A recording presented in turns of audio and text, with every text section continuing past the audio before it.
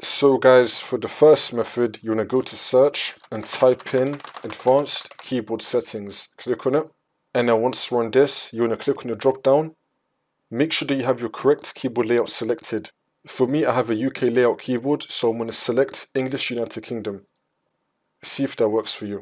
If your language or your keyboard layout is not appearing here, then you want to click on typing. And now once you're on this, you want to scroll down and then click on language and region. Again, you can check right here if you can see your language. If you can't, you want to click on add a language, follow through the steps and then add it. Once you see your language here, make sure that you have it on the top. So in my case, United Kingdom, I'm going to click on the three dots and then click on move up. It's now on the top. Now I'm going to click on the three dots again and then click on language options. And now once we're here, you want to scroll down. It's going to be saying installed keyboards. Make sure that you have your correct keyboard installed. So you can click on add a keyboard and then find your correct layout.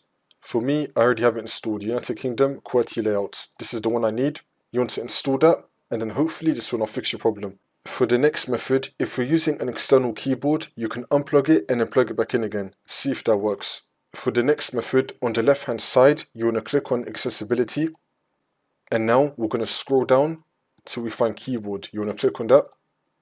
Make sure that you have sticky keys, filter keys and toggle keys all turned off. See if that works. For the next method, you want to go to search and type in device manager. Click on it. And now once you're on this, you want to expand keyboards.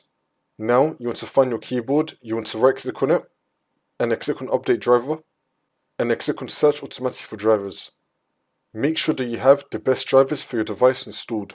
Also, if your keyboard comes with a software like my one does, then you want to go to your software and then click on your keyboard. Now you want to go to settings. I know it's going to look different for you guys because you might be using a different software, but it's pretty much the same steps. Just go to your keyboard settings and make sure that your firmware is up to date. You could also probably find your keyboard drivers through your manufacturer's website. For the next method, you want to go to search and type in CMD. Now you want to run it as administrator. And then click on yes. And now once you're on this, you want to type in msdt.exe space -id space keyboard diagnostic and then click on enter. And now this will come up, the keyboard troubleshooter. Click on next. Wait for this to load.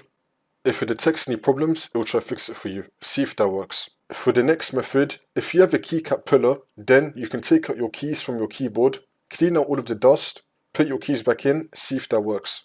For the last method, just do a simple restart of your computer, come back into Windows and see if that works. If not, then your keyboard is probably broken.